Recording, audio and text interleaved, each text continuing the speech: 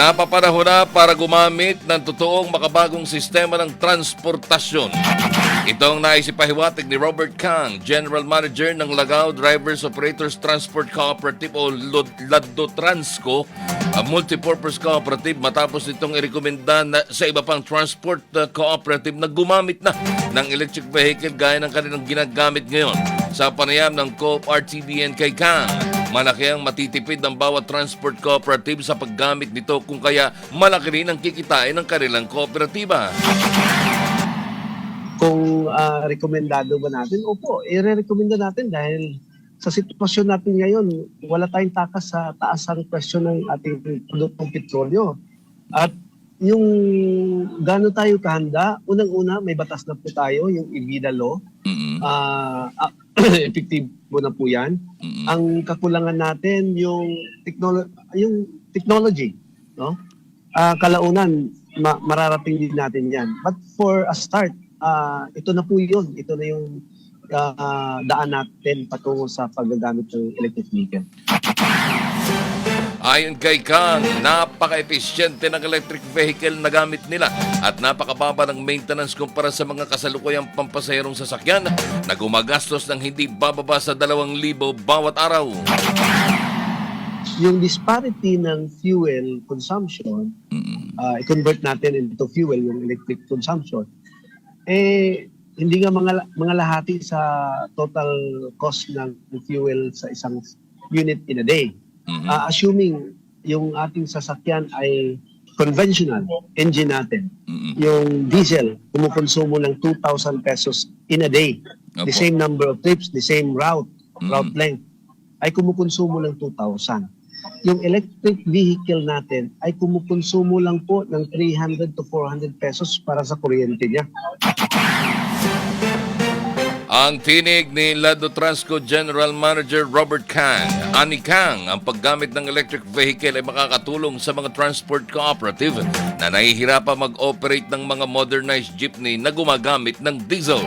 Kaya naman payo ni GM Kang sa mga transport cooperative na samahan nila ang kanilang fleet ng electric vehicle upang hindi lamang sila nakakatulong sa ating kalikasan, dagdag kita din ito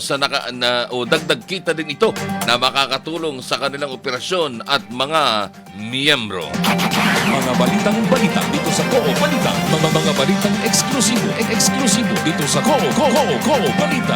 Nadagdagan na ang complementary business line ng LADO Transco Multipurpose Cooperative matapos nilang amyendahan ang kanilang constitution and bylaws.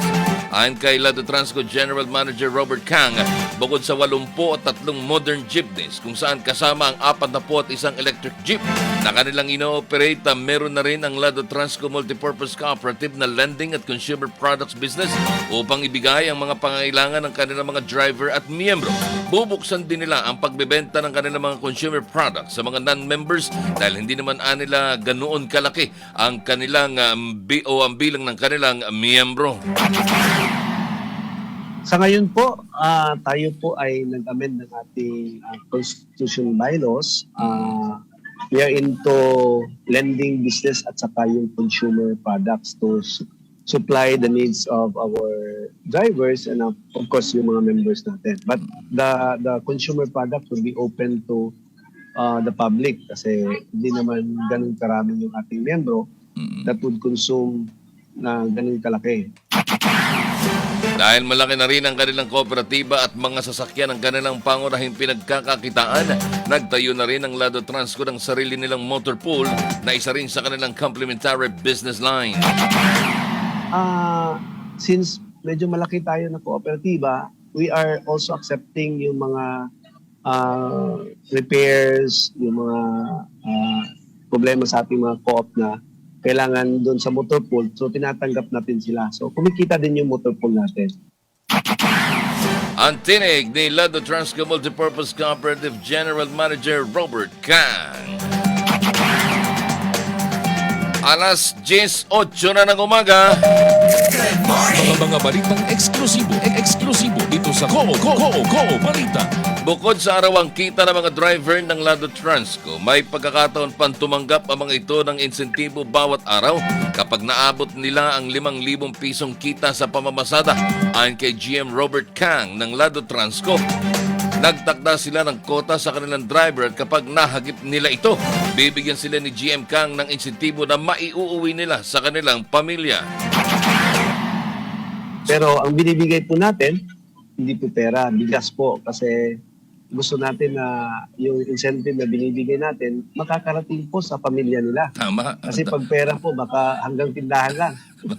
Baka mamaya si paring Oo, Miguel na yung oo, kausap oo. na. No? Tapos Mahirap problema mo pa kasi kinabukasan hindi mag-report dahil hangover.